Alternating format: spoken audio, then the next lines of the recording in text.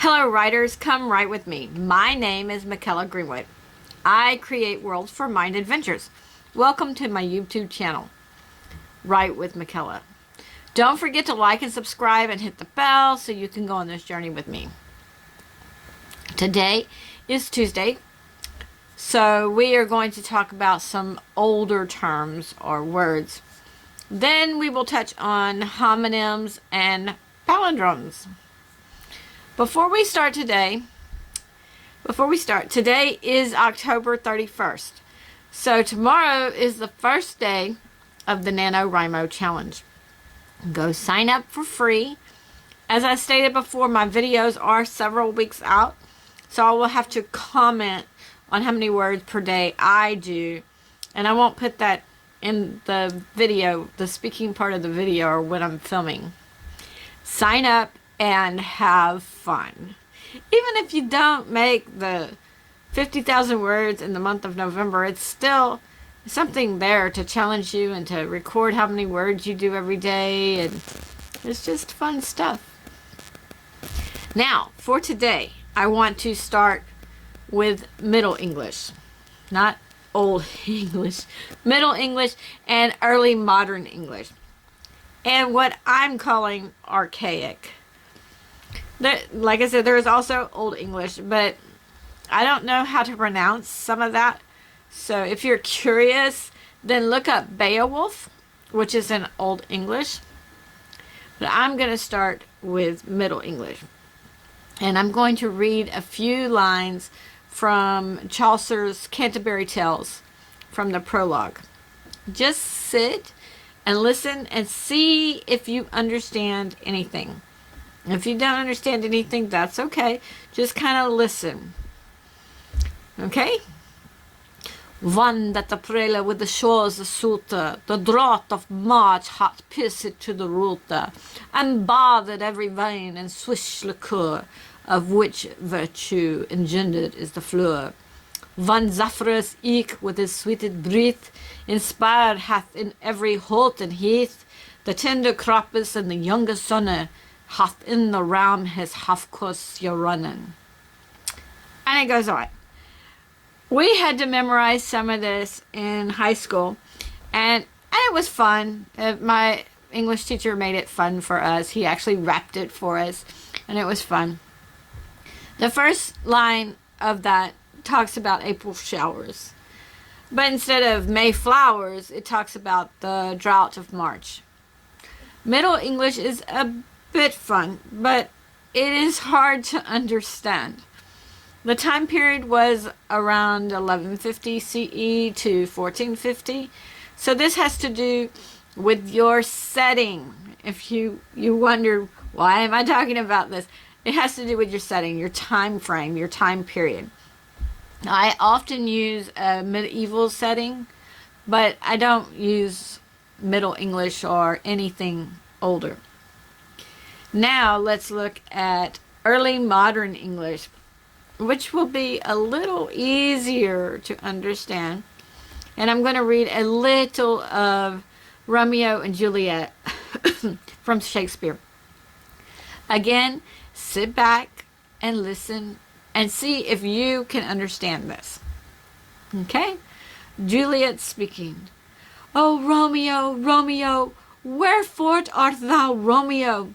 Deny thy father, and refuse thy name. Or if thou wilt not, be but sworn my love, and I'll no longer be a Capulet." Romeo speaking. "Shall I hear more, or shall I speak at this?" Juliet speaking. "'Tis but thy name that is my enemy. Thou art thyself, though not a Montague. What's Montague? It is nor hand, nor foot, nor arm, nor face, nor any other part belonging to a man. Oh, be some other name. What's in a name? That which we call a rose by any other name would smell as sweet. So Romeo would, were he not Romeo called, retain that dear perfection which he owes without that title. Romeo, doff thy name, And for thy name, which is no part of thee, take all myself. It goes on from there. And that was a little more understandable to some of us. Some of this language is archaic. If you read King James Version of the Bible, you will find some of these words like thou shalt not and hallowed be thy name. So we understand some of these words, although we don't use them in speech anymore. However, when we're looking at setting, which includes our time period, like I said, we can throw in a few of these older or archaic terms or words to help our reader realize the time frame. Of course, we don't want to overdo it. We still want our readers to understand what's going on. So, I'm going to give you a short list of some of the terms or words. So, one is spelt. So, S-P-E-L-T, spelt instead of spelled. Two, shout instead of shall. Smelt instead of smelled. Wilt instead of will. Now, you kind of notice a pattern there. Instead of the double L ending eat and adding ed for the past tense, we changed the second L to a T.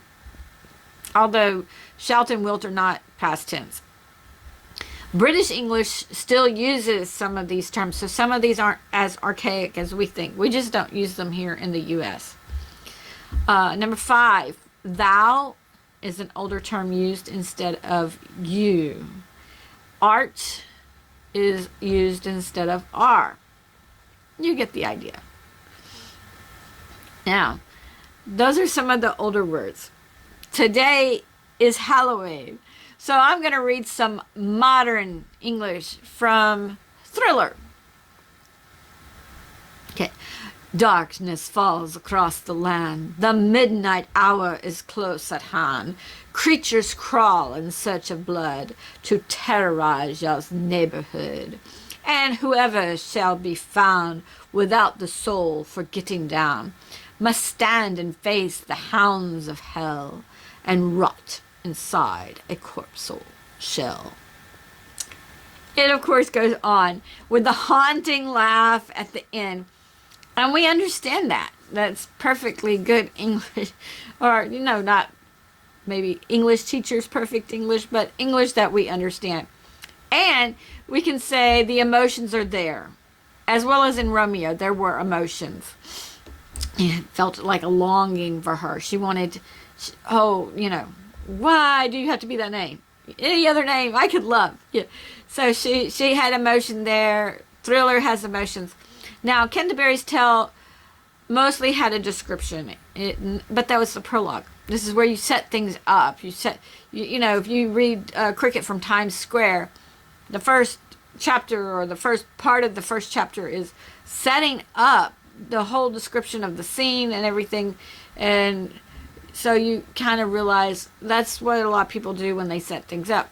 So, Canterbury Tales was a setup. So we didn't get as much of the emotion that I've talked to you about adding to your scripts.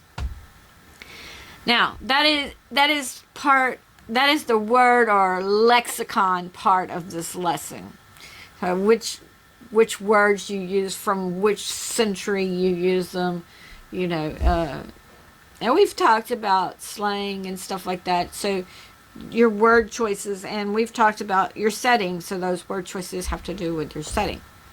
Also, I have spoken to you before about synonyms. Just a little bitty bit, but we talked about synonyms to use in your stories. And I told you how Microsoft will help you find synonyms.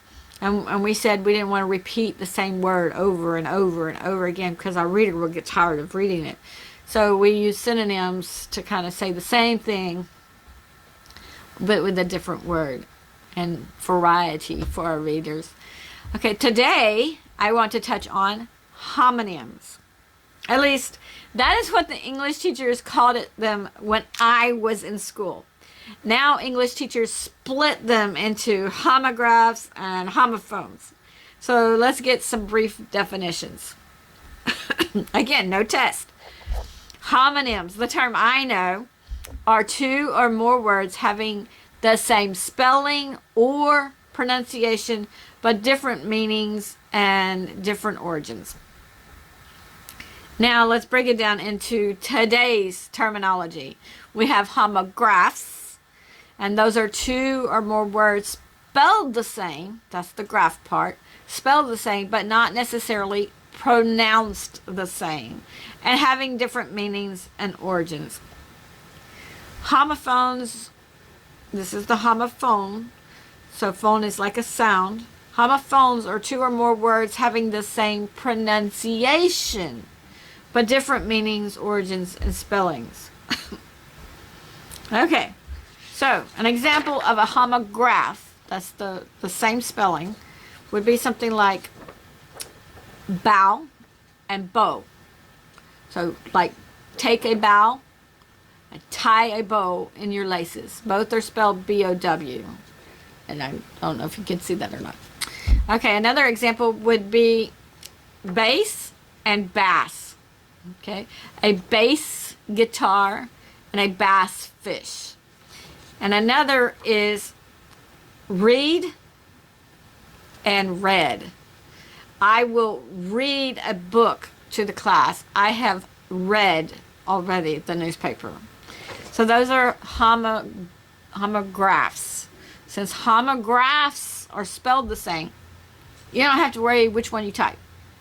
You just type it out, and you know, is it read or is it read? You know, you type the same thing. Let's look at some examples of homophones. These are the ones that sound the same. So we have new and new. Okay, so the shirt is new. I knew I needed something else. The shirt is new. I knew I needed something else. Another example is red and red. The shirt is red. I read that book. So these kind of go with these up here, you know. These are homographs. These are homophones. These words sound the same. The homophones sound the same, but are spelled or spelt, the word we used earlier, spelt differently. Side note, this is something Microsoft Word doesn't always catch, because you will spell a word correctly. It just may not be the one you thought you spelled. Okay, let's look at some more homophones. We have two, two, two. Okay, so to go, me too, and I want 2 cookies. How about there, there, and there? Okay, over there, it's the first one. Their shoes, meaning they belong to them, and they're coming for lunch. Okay, then we have the last 2, your and your. You're drawing this nice. You're going out of town.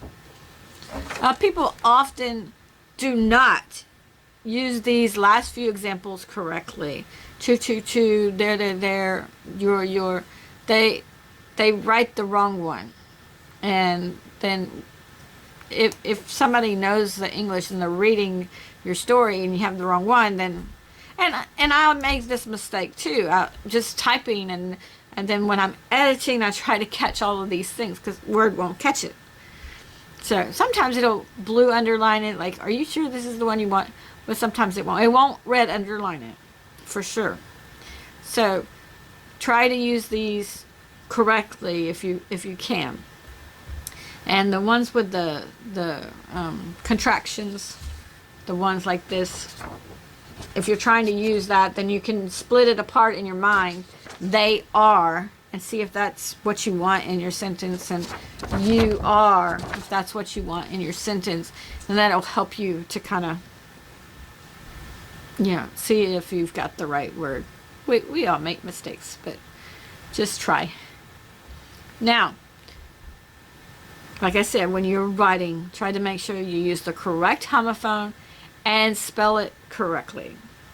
Because the joke, what's black and white and red all over, and that's the red spelled like this, that the answer to that one would be an embarrassed zebra, right?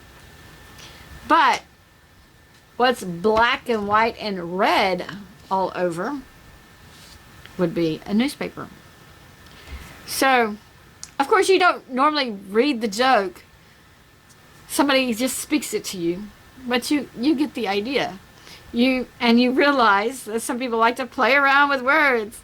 And if that's your goal, then by all means play. Sometimes this is really fun stuff when people start playing with words and they just start doing these word jokes and stuff, and you're like, yeah. But if you could read the RED, somebody said, what's black and white and red all over, you would know, oh, an embarrassed zebra or an embarrassed penguin or whatever you want to do with the joke nowadays.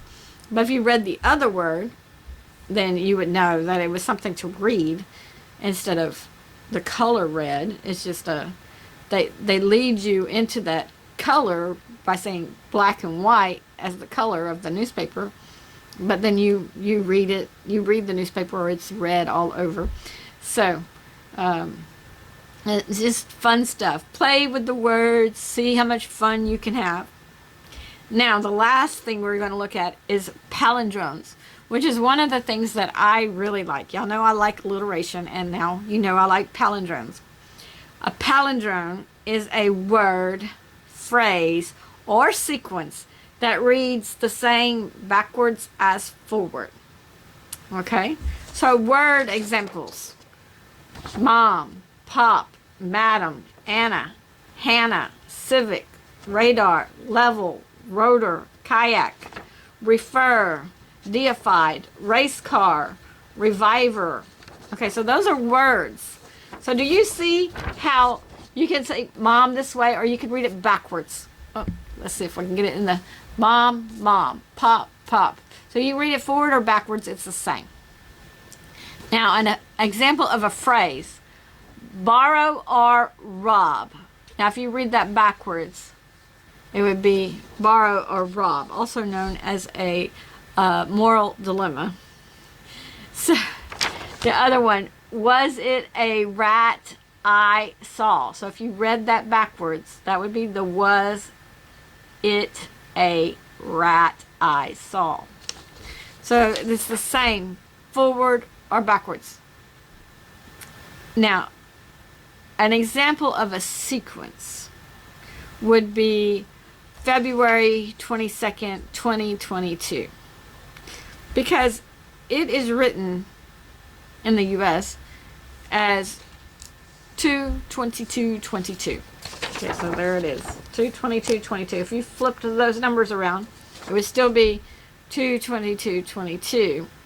So that would be, I love numbers like that too. So I was on LinkedIn telling everybody what a great day it was that day.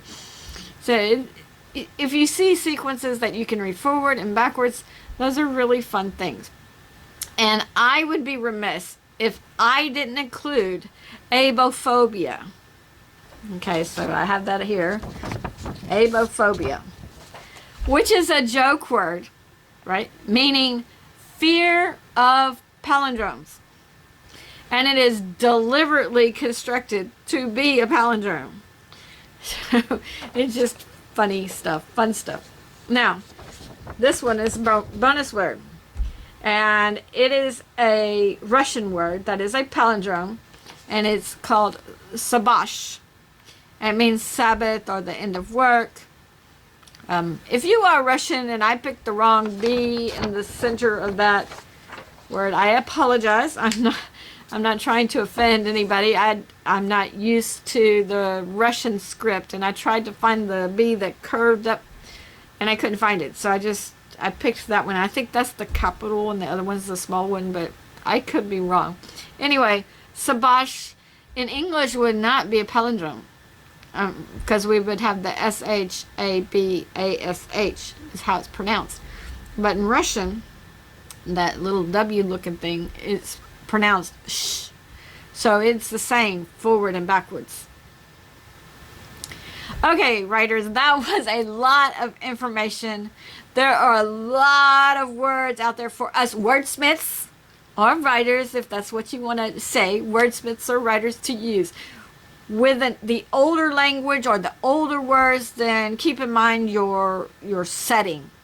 You know, like, especially like if you were doing one of these Back to the Future or Back to the Past or whatever you were doing, if you went to the past, that would be a key for your reader that, okay, we're not in the present time anymore. We went back, and they're saying smelt and spelt and thou and all those words. So your reader would kind of clue in. That would be an easy way for you to clue them into your time frame.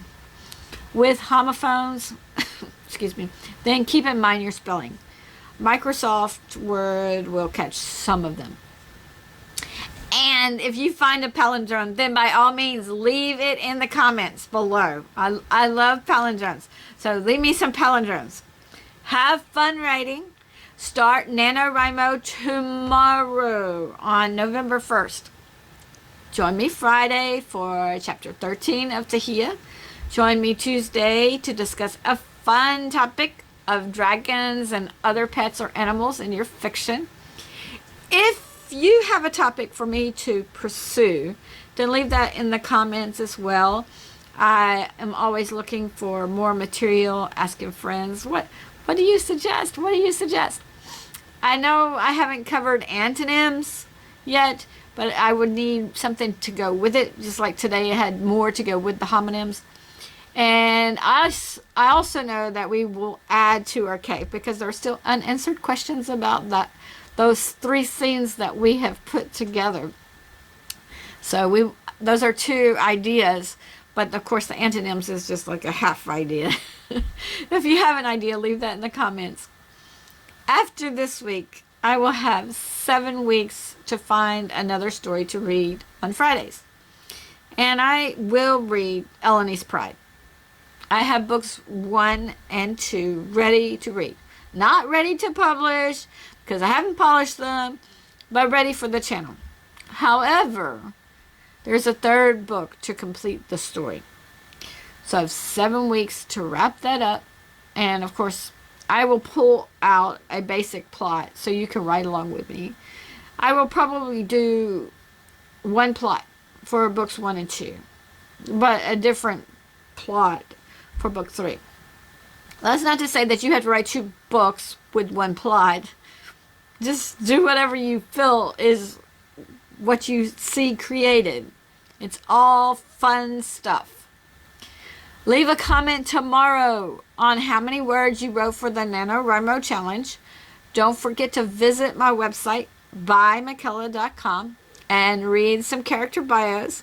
If you hit like, subscribe, and the bell notification, then we will continue to write together. Thank you for joining me today. I really appreciate your participation. If you know someone who would like this video, then please share it with them. This is Mykela with Writewithmykela. Bye for now.